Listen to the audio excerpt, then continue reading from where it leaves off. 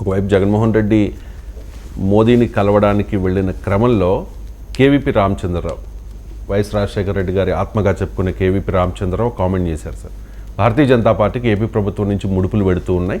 So కేంద్రంపై ఇసుక అక్రమ దందా అలాగే మద్యం వ్యాపారంలో వచ్చే ఆర్థిక ప్రయోజనాల్లో ఆంధ్రప్రదేశ్ నుంచి భారతీయ జనతా పార్టీకి ముడుపులు అందుతున్నాయి కాబట్టి జగన్మోహన్ రెడ్డి జోలికి కేంద్ర విచారణ సంస్థలు రావడం లేదు. అది కేవీపీ కామెంట్.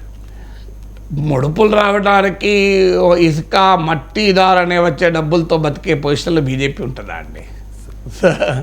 బీజేపీకి పెద్ద పెద్ద కార్పొరేట్ సంస్థల మద్దతు ఉంది. అదానీలు, అంబానీలు, బడా కార్పొరేట్ సంస్థలన్నీ కూడా భారతీయ జనతా పార్టీకి అనుకూలమే.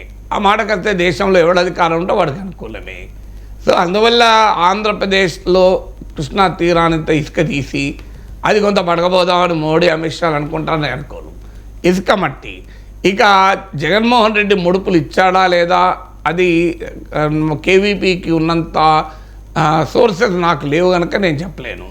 సో ఎన్నికల ప్రచారంలో ఇలాంటి వార్తలు మనం చూస్తుంటాం.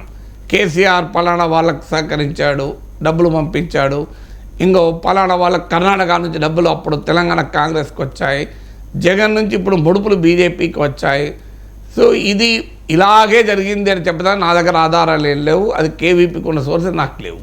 కానీ రాజకీయాలు ఇలా జరుగుతాయని మాత్రం చెప్పగలను. ఎందుకంటే డబ్బులు లేకుంటే ఓటర్లకు ఒక్కొక్కరికి 3,000, 2,000, 4,000 ఎక్కడికి వెళ్ళిస్తాను, ఏడుకి వెళ్ళిస్తున్నారు. అందువల్ల రాజకీయాల్లో ఇలా ముడుపుల ప్రవాహాలు ఉంటాయన్నది నిజం. కానీ ఇలాగే ఉందా జగన్మోహన్ రెడ్డి నుంచి ఇసుక, మట్టి, మద్యం నుంచి వచ్చిన డబ్బంతా మోడీకి వెళ్ళిందా, అందులో వాటా వెళ్ళిందా, అలాంటి కామెంట్స్ నేను చేయలేను. ఎందుకంటే అది నాకు సోర్సెస్ లేవు, నేను పొలిటీషియన్ కాదు. కానీ ఒక్కటి మాత్రం నిజం, జగన్మోహన్ రెడ్డి పైన కేసులు మాత్రం అడుగు ముందుకెళ్ళలేదు. That's a fact. Facts are sacred, comment is free అని జర్నలిజంలో ఒక ప్రాథమిక సూత్రం రవిశంకర్ గారు. అందువల్ల facts are sacred, fact is a fact. 10 ఏళ్ళుగా జగన్మోహన్ రెడ్డి పైన ఉన్న కేసులు ఒక్క ఇంచు కూడా ముందుకు జరగలేదు, అది ఫ్యాక్ట్. కానీ మోడీని వ్యతిరేకించిన కేజ్రీవాల్ పైన కేసు, మనీష్ సిసోడియా పైన కేసు, హేమంత్ సోరెన్ పైన కేసు, సో చిదంబరం పైన కేసు, ఎంతమంది పైన కేసులు ఎంత వేగంగా ముందుకు పోయి చూసాం కదా.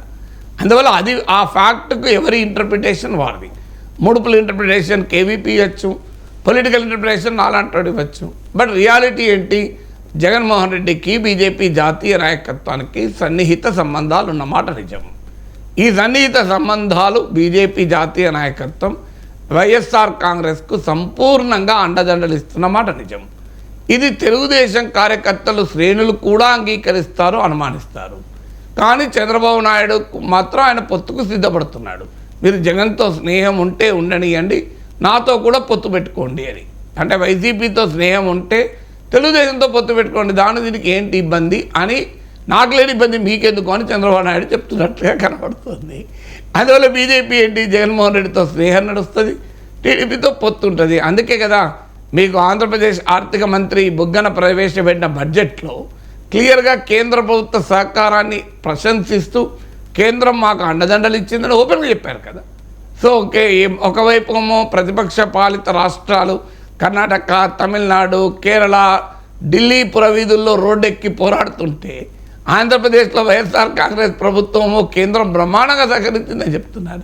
ఇది ఎలా జరుగుతుంది రాజకీయంగా? అందువల్ల అందరికీ తెలిసిన వ్యవహారమే ఇది. అందువల్ల ముడుపులు వచ్చాయా లేదా తెలియదు, కానీ రాజకీయపరమైన ముడి మాత్రం ఉంది అని ఖచ్చితంగా చెప్పగలరు.